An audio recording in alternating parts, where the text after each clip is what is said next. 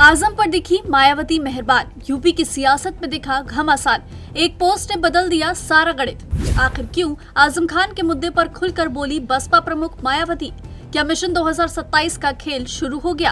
अखिलेश भाप भी नहीं सके, मायावती ने चुपचाप चल दी तगड़ी चाल। सपा को क्या होगा 27 के चुनाव में नुकसान? योगी सरकार को सलाह और मुस्लिम वोट बैंक की चर्चा। क्या एक पोस्ट के पीछे छिपा है बड़ा राजनीतिक संदेश?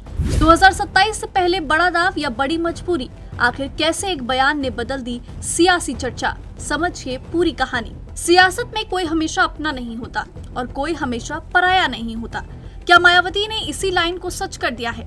ये बात इसलिए क्योंकि बसपा प्रमुख मायावती की एक सोशल मीडिया पोस्ट से यूपी की सियासत का तापमान अब जरूर चढ़ा हुआ है।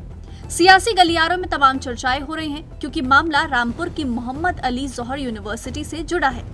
हालांकि इस पोस्ट के बाद चर्चा सिर्फ यूनिवर्सिटी की नहीं रही बल्कि 2027 विधानसभा चुनाव तक पहुंच गई है।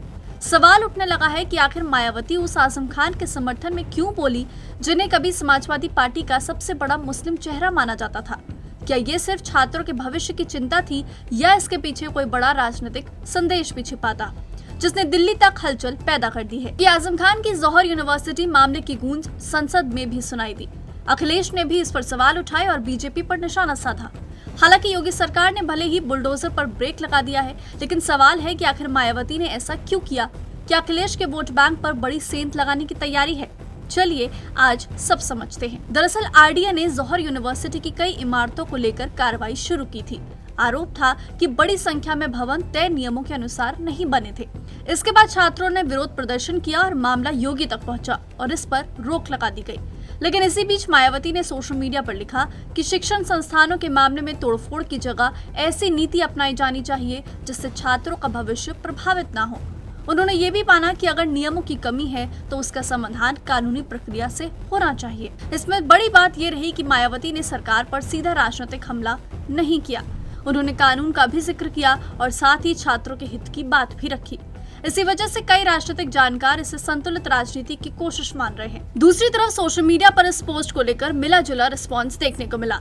कुछ लोगों ने इसे छात्रों के पक्ष में आवाज बताया तो कुछ ने सवाल उठाए कि जौहर यूनिवर्सिटी के मामले में बसपा प्रमुख ने ये रुख क्यों अपनाया। बता दें यह पूरा मामला ऐसे समय सामने आया जब आजम खान कई मामलों में सजा और कानूनी प्रक्रिया का सामना कर रहे हैं। ऐसे में उनके समर्थकों के बीच जौहर यूनिवर्सिटी का मुद्दा भावनात्मक रूप से भी जुड़ा माना जाता है।